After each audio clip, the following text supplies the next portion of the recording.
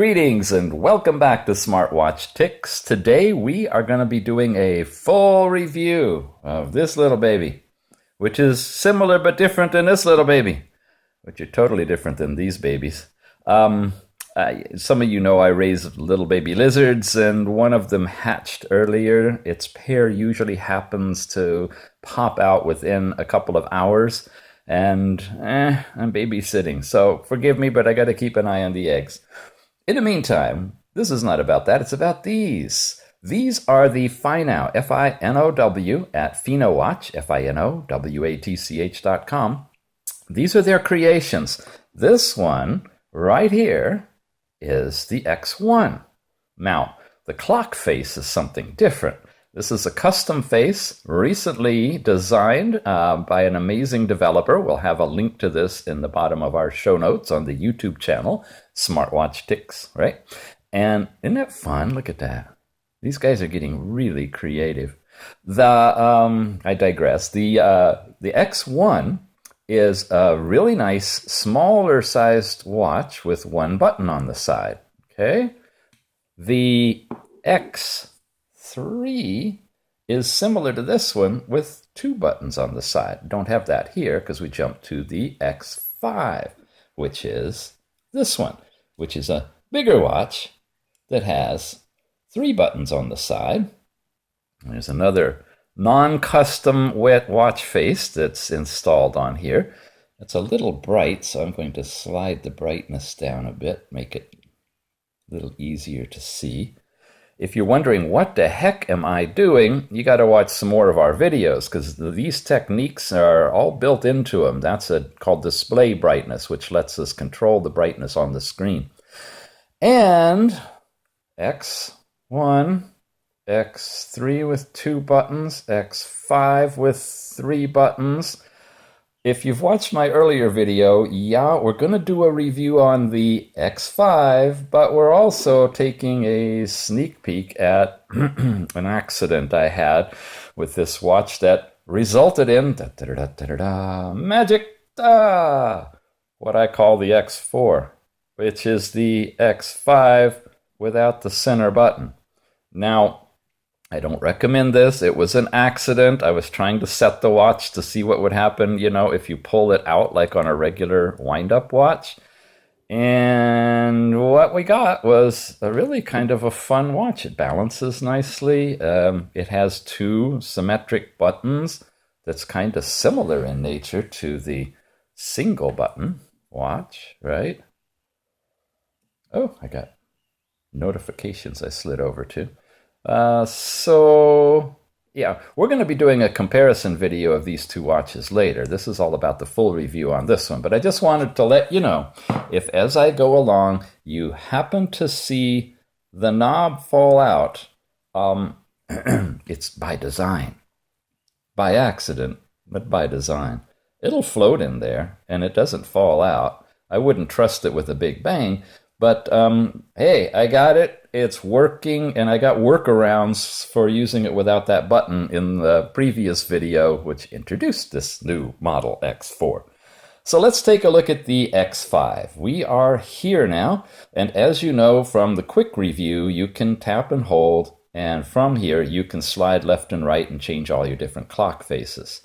And you probably know you can install the designer clock faces that are available, and we have videos on that too. The first 100 plus are out there. They're absolutely free, and I'll be doing a new video soon with a bunch more that have just been released on this watch platform, which is incredible. It really is. The OLED screen is just so vibrant. It's amazing. You scroll left and you get your notifications, and I got to tell you, the notifications are not really something exciting. They don't do what a true tethering watch does. You can get some push notifications from your watch, but you're not going to be happy with it, really. It's not the kind like you're used to on the less expensive tethered watches. You cannot place phone calls from your watch using your phone. You cannot really do the SMS or MMS messaging back and forth. There's some workarounds, and developers are coming up with some app options that make it quasi tethered, but it's not really a tethering watch, so your notifications panel is going to be a little lean, okay? And the right-hand side, you have the playback for music you install, your heart rate and pedometer, which we showed in the other video, and weather if you're connected to the service, and it downloads your weather, which is only in centigrade, mind you. We can't change that to Fahrenheit, it doesn't seem. Alrighty, let's go in and go into more detail on the apps. The phone is your standard basic phone pad, and you'd make phone calls with it, right? And you have call log if you've made any calls. Not too exciting. Messages, similar kind of thing. That's where your message space would be. This is presuming you installed a SIM card into the watch so that you're able to do both phone calling and MMS or SMS directly from your watch. It's not about tethering. These two options don't do tethering, okay? By the way, you see I keep sliding the screen to go back? That's my fastest way to do it. You can actually do it by pushing the button. Contacts takes you into, of course, your contacts. When you sign in with your Google address, it syncs your Google contacts. So even if you don't have the SIM card installed, you can get into your contacts through the Google connection if you have your contacts in Google. Settings will come back. Health takes you to that same panel that we saw before with the heart rate and pedometer. Music takes you to the same panel for music. Alarms is a simple alarm. You can set multiple alarms in here. Weather was the same panel for weather. So a lot of this stuff is similar. Oh, I guess I haven't enabled location services. Google Play services, location off. All right, there. You see, I'm still setting the watch up. So now we've got high accuracy GPS for doing the weather when I get connected to the server, which sometimes works, sometimes doesn't. A basic sound recorder, nothing really fancy here. You just push the button and start talking, and it records whatever you're saying, and then you hit done. And then you hit save. And then you go to the recording file list, and then you play it back.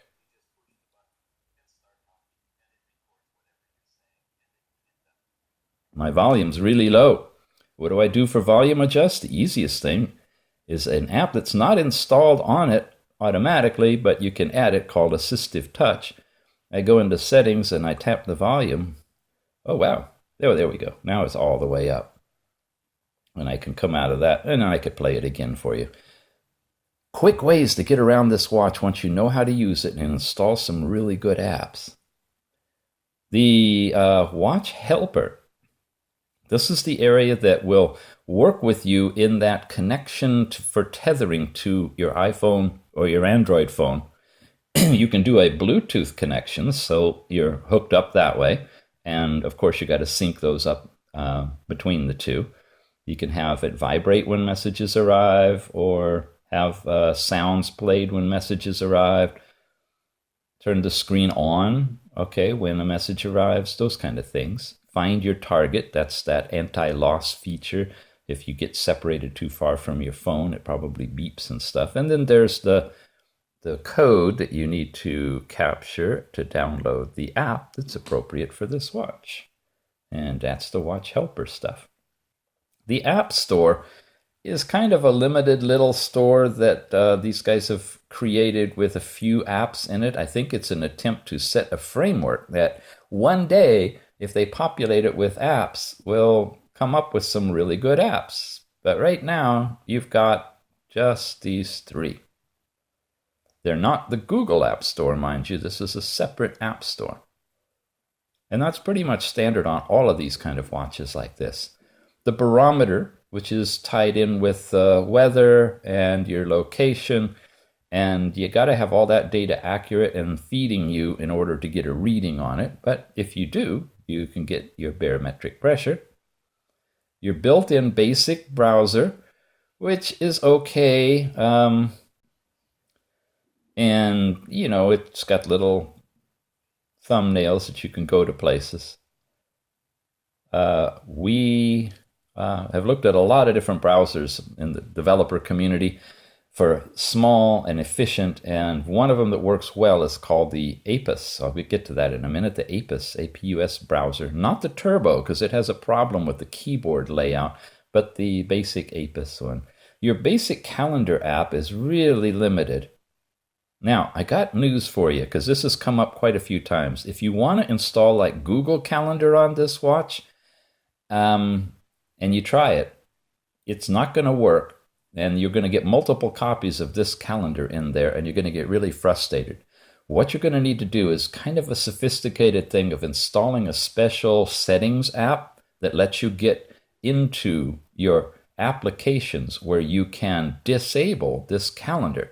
If you disable the stock calendar first and then attempt to install the Google Calendar, you can do it, and the Google Calendar will work. But if you don't disable this, it won't. Downloads is just if you have any downloads, it shows you your downloads folder, which is really available in your file manager. And this is the basic file manager with a different kind of a look. It's got about 2 gigabytes of space. I've used up about half of it now. Most of that using the app backup and restore. And from that, I have all of my apps that I typically like on the watch in here as the APK, so I can install them. I can disinstall or uninstall and reinstall different ones at different times for different reasons, and it works really good. And you can use the file manager for that. And of course, there's the Google Play Store, where you can download all of your apps. Voice Search, which is your Google voice searching technology that you can tap and get all into Google. And that's it. That's the end of the stock apps that come with the watch. Okay? We're going to go and look at some of these other apps as well.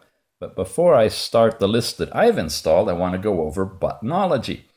This one I told you, the top one, press, and it takes you back one level, whatever level you were in. This one, when you press it, it turns it off. Press it again and it turns it on. If you press and hold, it brings up this screen, which lets you go into silent mode or loud. It lets you do this turn your wrist and see the time technique. If that's blue, you can do that. It'll turn the watch on for you. Really important if you're going to try to go without this button. Okay. The right one is for power savings. It lets you go into a power savings mode or not if you're going to go low on battery or you need to conserve. This is the brightness, which adjusts the screen brightness, but it's overridden by that little slider that I showed you on the side. So it doesn't work as long as you have that slider working. Nice feature where you don't need this anymore. And of course, the middle button lets you turn it down. We'll take a break, see if the egg wants to hatch, and then come back and do some more.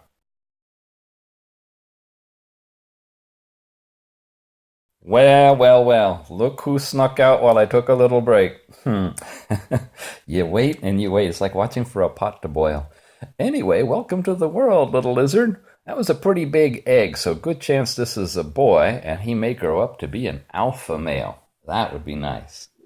All right, we are coming back here to the watch. You know what? Instead of fumbling with that little thing, why don't I use the alternate way to power up the watch? We are rebooting the FINOW X5 X4.5, the new watch. That it really is a nice watch. It's got a great design. The metal is really well done. The leather band is exquisite, and it's that genuine leather. Got the connector port at the back with the little cup that sits on it and charges it and lets you hook it to the computer. The speaker is right here. The 3 buttons are right there. And the microphone is right there by way of full review. And what are we asking for? High accuracy Google location stuff? Sure. And you turned off. I did? I didn't mean to. Yeah, are you asking me? Turn it back on? Yes, I like to have it on. Thank you. All right. See, they do this often. Once they birth, they kind of hang out to get their bearings before they go scurrying away. That's when I'm going to drop everything and grab this guy in case he runs away. We were talking about the buttons, and now you know about this one and that one. What we don't know is about this one. And what I want to do is turn off the screen. I'm using a different technique, you see. Oh, yeah, this is the first time I've done it on this watch, so I have to give it permission. And now I can lock the screen by tapping that button. Tap, lock. That's the same thing, not as pushing the power button and turning the whole thing off, but I've just basically turned the screen off. And if I want to turn it back on, as you saw in the other video, I can like move my wrist, right, and it'll turn on. But I can also press and hold the bottom button. And if I hold it a few seconds, it will, when I let go, come up and go into this emergency mode. Now, that's a special way that you, if you have a SIM card in here, can connect with loved ones, the police, whoever you set up as your emergency contacts in case you have an emergency. Theoretically, with just your watch on, with the SIM card, you can do all that by adding your contacts into this setting. If you don't have a SIM card or plan to do that, you kind of have a wasted button here, unless you don't happen to have that middle one, in which case it's a nice way to turn the watch back on. So if it's off, and you want to check something real quick, just press, hold, 2, 3, let it come up, slide it down, and tap away. Go wherever you want to go. Nice, huh? Those are the 3 buttons. Back one level. All of the things that you saw in that big screen, including power off. In fact, that only way to turn the power off is using the button. It will always be on. You literally have to use one of these tools to power down the watch. But short of that, everything else you saw we can do. We went through all of these different apps here. I'm pretty sure. Did we go through all the settings? Let's look at them real quick. Clock settings are pretty standard, right? Except wallpaper's different. I still don't really understand this very well. Apparently you can do some wallpaper aspects to your clock, but then you got your clock faces on top of that. So I'm going to skip that. Your default clock is selecting, of course, which one you want as your clock skin and setting your date and time. It's pretty self-explanatory. The sound profile section lets you adjust your sounds. Ooh, settings stopped on me. I'm rushing it. I didn't give it a chance to fully boot up and settle down. It's loading a lot of things in the background. You got ringtones and vibrate for calls and all the standard stuff you'd see on a phone, because this really is a phone. And our display, 2 things is the brightness. Well, we control the brightness over here with a slider, and your sleep. How quickly do you want it to go to sleep on you? From as short as 15 seconds all the way up to 30 minutes, which I have for the video, so it won't time out on us right now. And connect is where you can connect via Bluetooth, Wi-Fi, go into airplane mode, make this a Wi-Fi hotspot if you really did have 3G active on the watch and you wanted to let the watch be your tethering point for your tablet, for example. You've got the new one, the emergency contact, which is what we went into by pressing and holding that button. And I'm not going to go through the process of setting this thing up. You can discover that on your own. It just, you need to have a SIM card in there in order to make those calls or send those messages. The power saving mode is what you can go into, and you can contour it here. You can turn off the screen on automatically, disconnected, open flip brightness screen, that's turning your wrist. The same thing we saw when we pressed and held the button. You can get into and change those things, you know, instead of clicking on them from here, you can get into them from the power saving mode right there. Language and input, of course, is where you set your keyboards. Your default English Android keyboard is pretty darn good. Oh, you going to cuddle up and take a nap? Ah, he's doing the next technique. When they're first born, they've got a skin around them, and he's currently peeling his skin off of his body, and he's going to eat it. That's his first meal. I won't mess with him. I'll let him do it on his own. You have an Android keyboard and Google Voice typing. I've installed Message Ease keyboard as well, and another program called MobiZen, which lets me remote control this watch. The Message Ease keyboard is a nice one as an alternative to the standard one. The Pinyin Mi is a Chinese keyboard. You can actually disable that. And then the speech keyboard is integrated into it if you want to speak your commands. That's all in language and input. Device management lets you adjust things, deals with your messaging and calling, your battery and your security. Yes, you can put a password on this watch if you want to, a screen lock password. And you want to have unknown sources selected, of course, if you're going to install apps other than just from the Google Play Store. Battery gives you your discharge and what's been using most of the power in your watch, and a graph. Okay, go back up, here we go. Resetting the equipment lets you do a factory restore, tells you what you're currently signed in as, and you can reset the watch. It only resets the left half of the memory part. It doesn't reset the right-hand side. And I say that because this does not have an external memory card. It's got one memory kind of left and right. On the right side is where we have those APKs and the watch faces and your music and videos and all of that stuff. So even doing a factory restore here does not delete that stuff from your watch. So if you're going to sell it or give it away, you got pictures or things in there, you want to make sure you delete those first. I wish you could be seen. Let's see if...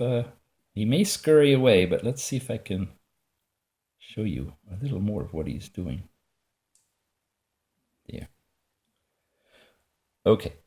Uninstalling the applications goes into a screen that lets you just select specific apps you want to uninstall, and that's all you can do is uninstall it. It's very limited, and there's a workaround where you can get into the typical Android stuff where you can do more, like clearing cache and stuff like that for each of your apps. You do that with an app I'll show you real soon. Finally, about your device, which is where you can check to see if you have a wireless update. We covered this in the firmware videos where you can flash firmware to your watch, and we don't have one waiting. You can go into your developer options, turn that on. The one that I like to keep on is stay awake. If it's in the charging cradle, it will always stay on. When it hits your timeout time, it will dim down, but it'll stay on. So if you want to watch your watch at night next to your bed or something, checking that and keeping it in the cradle will leave it on. You do not want to check, a lot of people do, the USB debugging. If you put a check mark there and you try to hook the watch to your computer to transfer files and things, it's not going to work right. Leave it unchecked. That's different than usually on an Android phone. But here on the watch, you leave it unchecked and it'll work perfectly. A lot of people get into a little problem with that. The other options, don't mess with them. You could mess yourself up really bad, changing the monitor or putting a dual monitor on a watch and not seeing the primary one. Just don't go there, okay? So this is in the About the Device. If you scroll to the very bottom, look at your custom build number. Make note of that. This is 160414, 2016, April 14th, custom build version in this watch now. When you get yours, check yours to see if it's newer than that or older. If it's older, well, you can flash it to this version pretty easy. Just look for the X5 flashing video right here on Smartwatch Tick's YouTube channel. All right? And that is it in terms of the settings.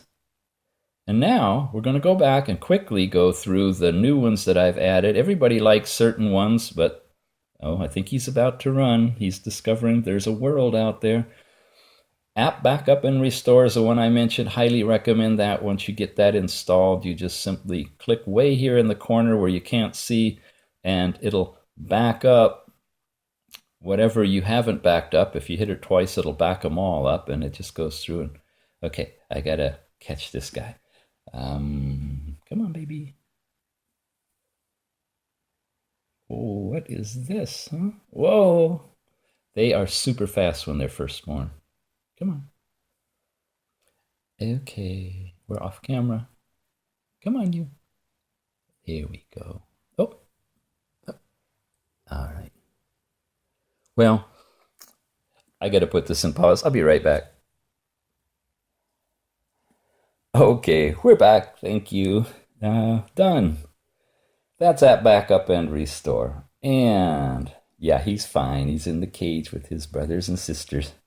It's a terrarium, big plastic container with a screen on the top. Gesture search. A lot of these I've reviewed in other videos. If you're watching because you watch this channel a lot, boring, I'm going over them again. But some folks are just going to see this for the first time. So find out about gesture search. Find out about setting search. This is the one you want to install to let you, I'll just show you quickly, get into your applications in a different way.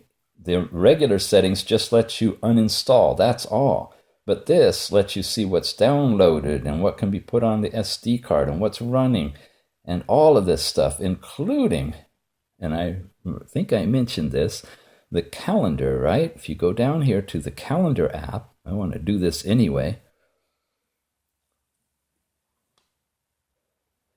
Calendar, right there.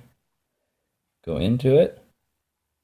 Force stop it and disable it. Now I could install the Google Calendar. Okay? That's how you do all this. Back up, back up. That was using setting search. Django is a music player like Spotify. Stitcher is a streaming service that you can like listen to podcasts or news.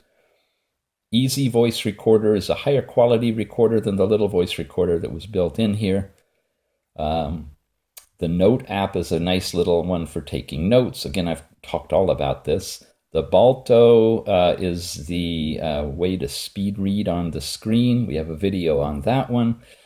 File Manager is a much more robust file manager than the one that's built in here that allows you to also link it to your Google Drive or to just about any of the external drives.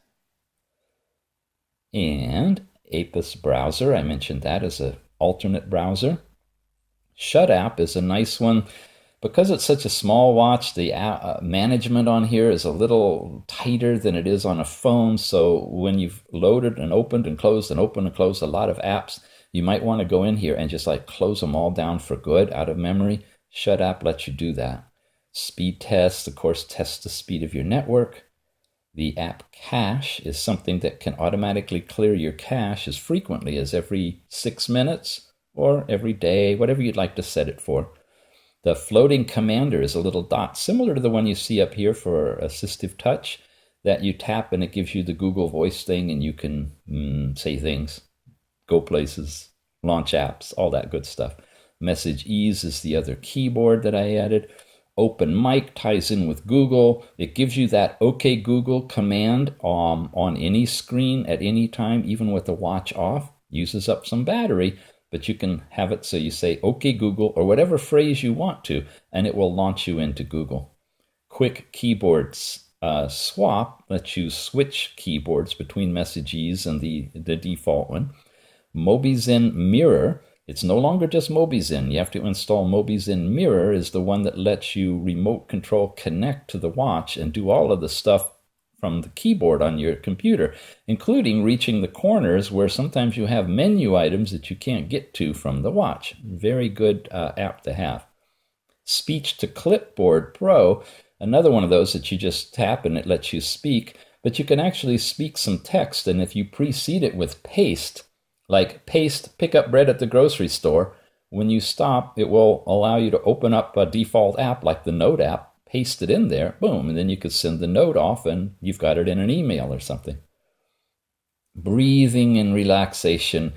That's a nice little app just for You can put it on your arm and it'll just beep or vibrate, and you can inhale and exhale and inhale and exhale, and you can set it at a fast rate that then slows down over time. It's great for commuting if you're traveling and you want to relax yourself. We played with ghost detector before. That's just for fun, see if there's any ghosts around. At voice is where you can have articles read to you. And again, in a video we've got out, it talks about how you can interface with Pocket, which is where you can save articles from the internet or Flipboard or lots of different places, download them into the watch, and offline have it read to you. Okay, pretty nice. Assistive touch is this little button up here, and the display brightness is the brightness that we've got going on there. And then we have something called shake screen on and off, or off and on. And it's a app that you can set the sensitivity on, and instead of just lifting your arm up to see what time it is, you give it a quick shake, and it will light up, and you shake it again, and it'll turn off. And without having this button, due to my accident, I need all the ways I can turn the watch on and off as possible. This one eats some power, so you don't really need it if you have the lift the arm to turn on. And remember that you can press and hold this button at any time to turn the watch on. It's possible to not use that one as well. And then there's voice search, which is the Google voice search. Now, I had these all in nice, pretty order that I liked, and doggone it, as Google updated the apps, it moved them from where I wanted them and popped them all down here. And there's no way to move them around. That's something I wish they had, that you could press and hold and reorder these if they're all going to be in a straight line, or at least select alphabetical or something. But they don't. Anyway, these are a bunch of the apps that I use. Of course, you hit the recent app buttons, and if you have other apps in here, you can get rid of them simply by sliding. You can go into them simply by touching, and you can say close all, and that gets rid of all of them. Well, we've just about covered everything, except when you swipe up from the bottom, you get this display. This is your tethering link if you've got yourself tethered to your phone. That turns on and off Bluetooth, that turns on and off Wi-Fi, and that's your power. Okay, that's pretty much a detailed, full-on review of the FINOW X5 smartwatch phone. The leather bands are not removable. Lots of people asking. No, you don't want to even try that because you have 4 different antennas that are inside these bands. Looks like you can. We have a video where I showed trying to take it apart, but you don't really want to do that. You'll destroy the antennas on your watch. Your heart rate monitor is right there. The heart rate and pedometer information is solely in the watch. You cannot interface it with other apps. So if you're thinking of a fitness app that the pedometer will count your steps, which it does every day and resets in the morning, and you can't turn it off, and it's always on. And if you want to do the heart rate monitor will give you the first reading is what it keeps and displays on your watches and stuff. But if you keep it on, it will normalize to a better reading, and that's the one you want to kind of use. But you cannot interface it or transfer it to another app. So you're kind of limited a little bit on the health and wellness parts of it, although you can get the data, you have to manually move it. Alrighty, thank you for watching. This is the formal and official review of the FINOW X5.